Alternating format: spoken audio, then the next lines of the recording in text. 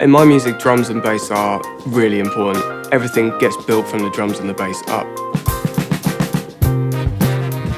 Drums define the sound in many genres, so as the decades progress, as the fashions come in and out with music, you can date a production by the drums a lot of the time. They are like a fashion. They're kind of mic'd up and recorded and produced in different ways. Jazz from 50s, then you had the soul and funk stuff, then through to disco, through to the 90s, grunge, rock, Britpop. It's the drums and the bass and the way they interlock is the basis of everything, really. I started off listening to Britpop bands when I was 15, 16.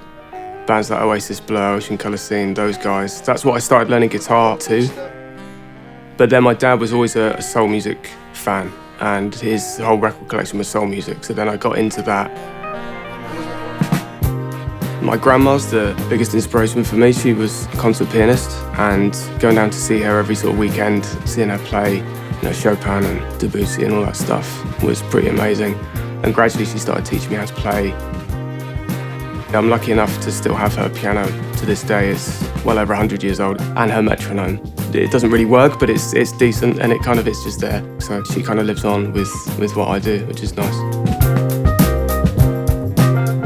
I'm all about the details. I obsess about tracks in the mixing stage most of all. So I hear little things, and it might just be turning the kick drum down by 1 dB, or just tambourine is coming in a bit too early, or there's a little reverb tail going on. The listener probably wouldn't hear, or they wouldn't notice, but for me it's really important. You can change the vibe of a drum track simply through the snare. So for example, you can have a snare that is quite sort of high-pitched, quite ringy, and then you can completely swap it out, have a deep snare and dampen it down, so you have more of a thuddy sort of sound.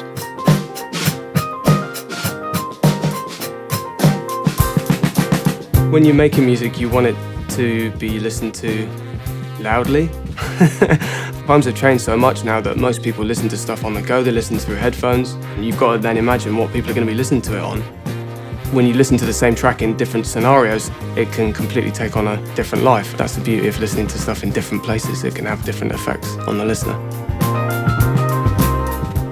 I've had people kind of come up to me and say that they've used my music as their first dance at their wedding, or my music's helped them through a particularly tough time or a breakup or whatever. I think that's the best thing about making music, is the fact that you're making something that makes people feel something, anything. I think that's a pretty special thing, and that's pretty amazing. That's kind of why you do it, really.